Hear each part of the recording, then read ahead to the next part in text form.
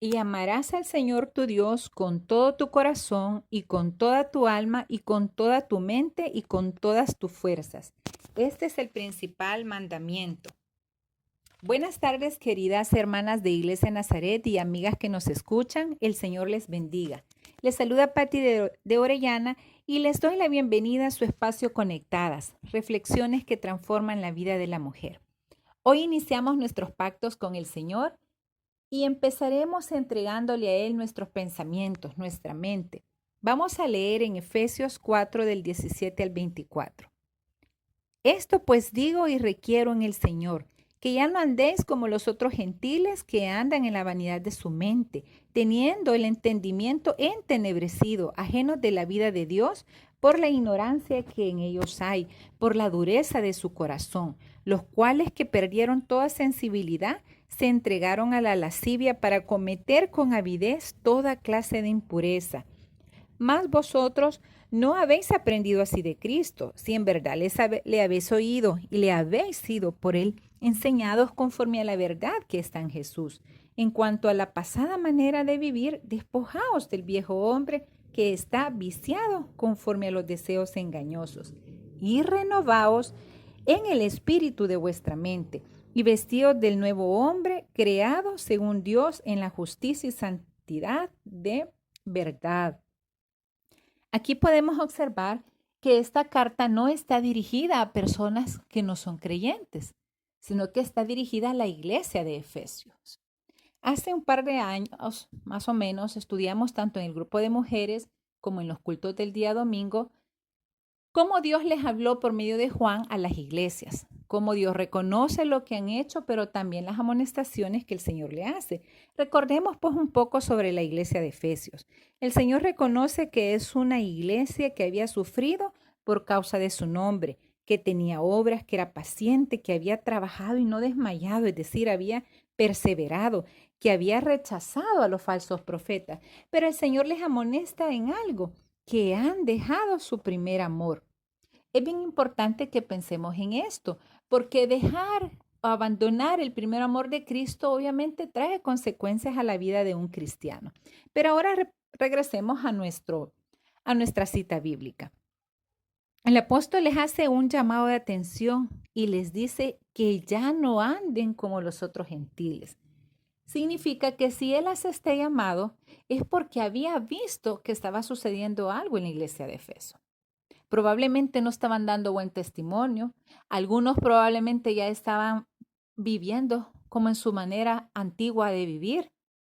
Y me llama la atención que en todo este precioso capítulo donde hay una invitación a buscar la santidad y el compromiso con el Señor, él hace énfasis en los pensamientos. Primero dice que andan en la vanidad de su mente, los otros gentiles, y que no andemos nosotros así, que no ande esta iglesia así. Luego habla que tienen el entendimiento entenebrecido y después los invita a la renovación de la mente. Pero como vamos a hablar de los pensamientos, detengámonos rápidamente a definir qué son los pensamientos. Es un proceso mental que nos faculta para crear ideas, razonar. También es un espacio imaginario de la mente donde se crean y almacenan ideas. Físicamente hablando, secularmente hablando, hay varios tipos de pensamientos, pensamientos críticos, matemáticos, convergentes, divergentes, etc. Pero me llama la atención que en este proceso mental, en este proceso de pensamientos, podemos guardar, podemos almacenar. Guardamos conceptos, guardamos experiencia, guardamos conocimientos.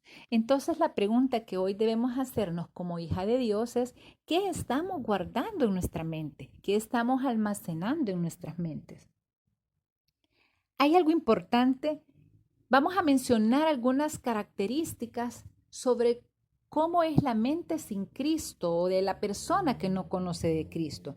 En 1 Corintios 2:14 dice que el hombre natural, que también significa el hombre animal, es decir, el hombre en su estado bruto, ¿verdad? En su estado original, sin Dios, menciona la Biblia, pero el hombre natural no percibe las cosas que son del Espíritu de Dios, porque para él son locuras y no las puede entender porque se han de discernir espiritualmente.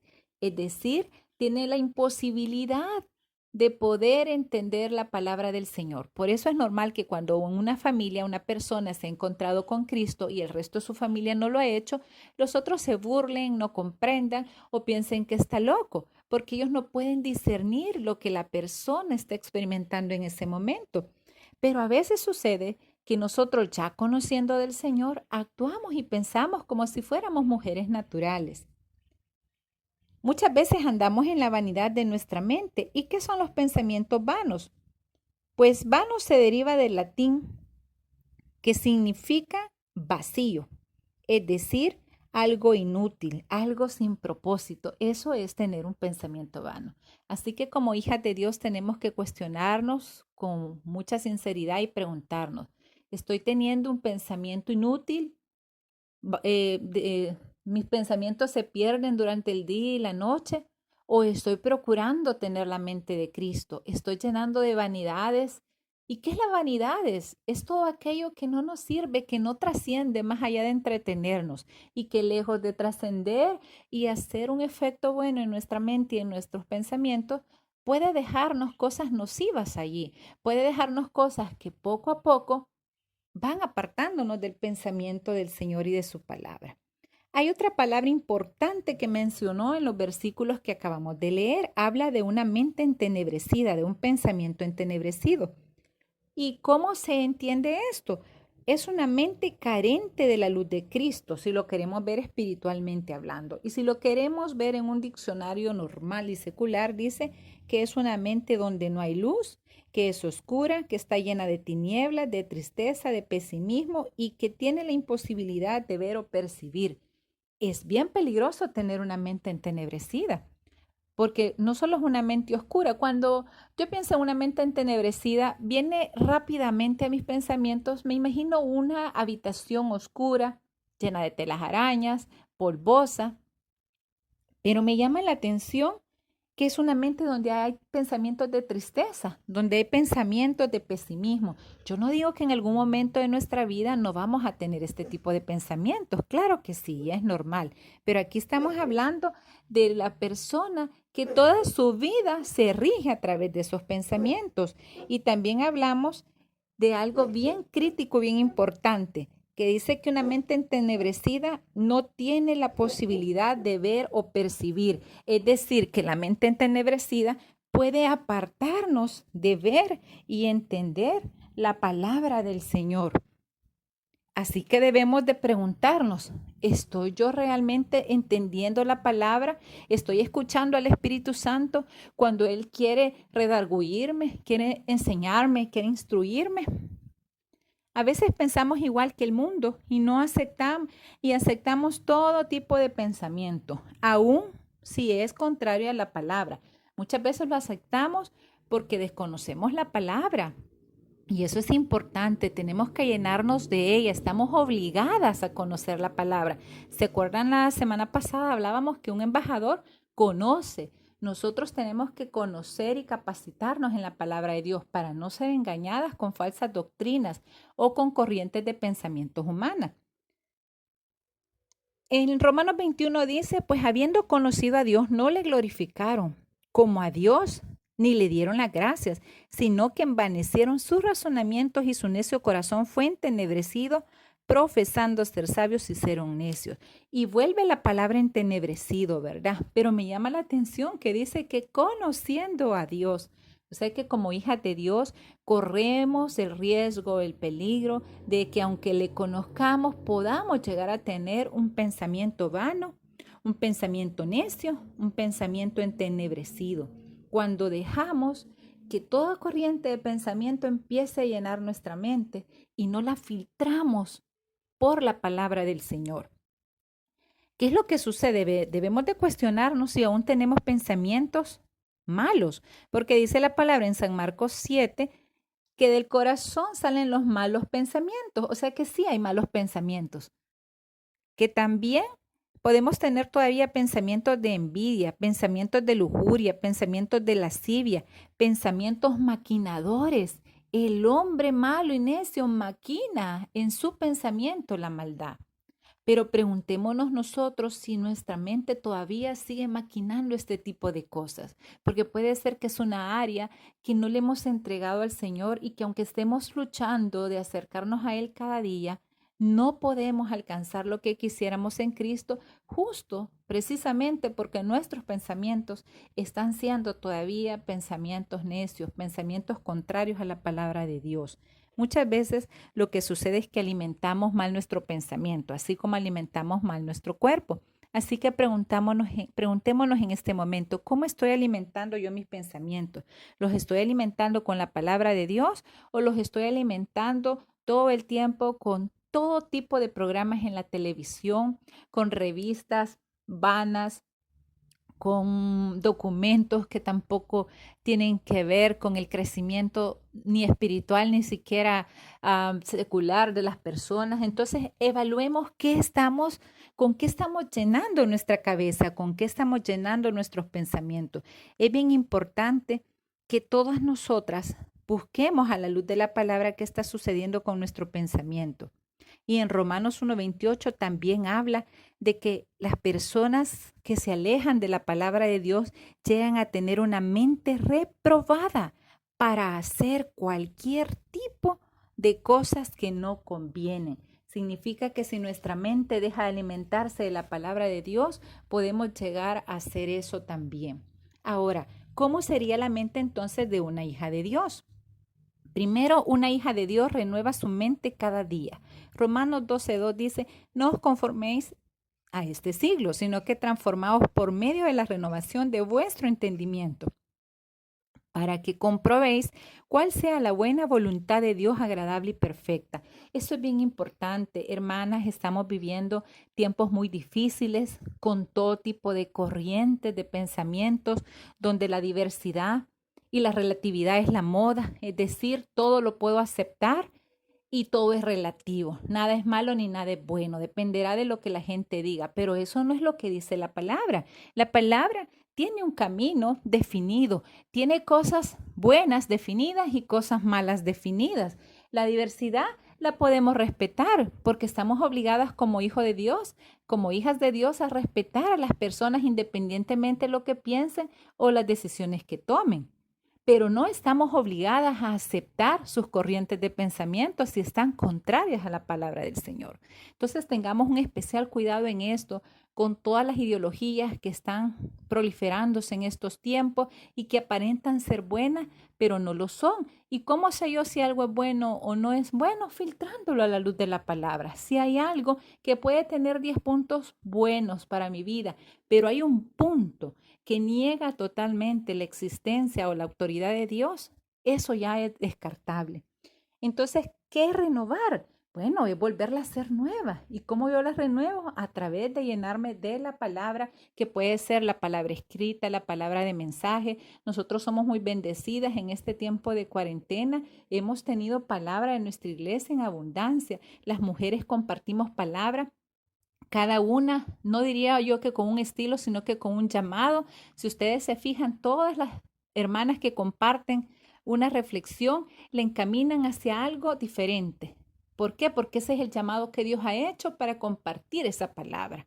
Y así tenemos las reflexiones que hacen nuestros hermanos, que hace nuestro pastor y reflexiones que nos comparten otras amigas que también son de la palabra de Dios. Así que no nos podemos excusar que no tenemos palabra porque en este tiempo realmente abunda. Una hija de Dios rechaza toda ideología o pensamiento contrario a la palabra de Dios, no importa quién la promueva, aunque sea una persona de renombre, aunque sea una persona famosa, aunque sea una persona que amemos y estimemos. Si es contrario a la palabra de Dios, mi obligación como hija de Dios es rechazar, no a la persona, rechazar ese pensamiento y esa ideología. En 2 Corintios 10:5 dice, derribando argumentos y toda altivez que se levanta contra el conocimiento de Dios, llevando cautivo todo pensamiento a la obediencia de Cristo. Así que una mujer hija de Dios tiene una mente obediente a Cristo. ¿Y cómo puedo obedecer yo a Cristo? Conociendo su palabra. Una hija de Dios piensa en cosas buenas. Filipenses 4:8 dice, por lo demás, hermanos, todo lo que es verdadero, todo lo honesto, todo lo justo, todo lo puro, todo lo amable, todo lo que es de buen nombre, Si hay virtud alguna, si algo digno de alabanza, en esto pensad. Repito, la palabra de Dios es clara y está definida, no es relativa, sino que aquí hay cosas claras que Dios las declara como buenas. Pues en esta lista que el Señor nos ha dejado, eso es lo que tiene que pensar una hija de Dios. Una hija de Dios almacena la palabra de Él en su vida. ¿Y para qué vamos a guardar la palabra del Señor? Primero, para no pecar contra Él. En el Salmo 119, 11 dice, en mi corazón he guardado tus dichos para no pecar contra ti. Es la única manera, hermanas, de poder caminar la vida en Cristo, de poder pelear la buena batalla de la fe, guardando y poniendo en práctica la palabra de Dios. ¿Por qué más la voy a guardar? Esto es importantísimo, porque yo tengo como un disco duro en mi cabeza y en mi mente donde voy memorizando la palabra, donde voy escuchando mensajes, donde voy leyendo y esa palabra está ahí guardada para que cuando yo la necesite, para que cuando usted la necesite, el precioso Espíritu Santo nos la recuerde. Dice que en la palabra del Señor Jesús les dice, pero el Consolador, el Espíritu Santo, a quien el Padre enviará en mi nombre, Él os enseñará todas las cosas y os recordará todo lo que os he dicho. Jesús les dice, miren, no se preocupen porque el Espíritu Santo les va a recordar todas las palabras que yo les he enseñado. Y eso mismo sucede ahora.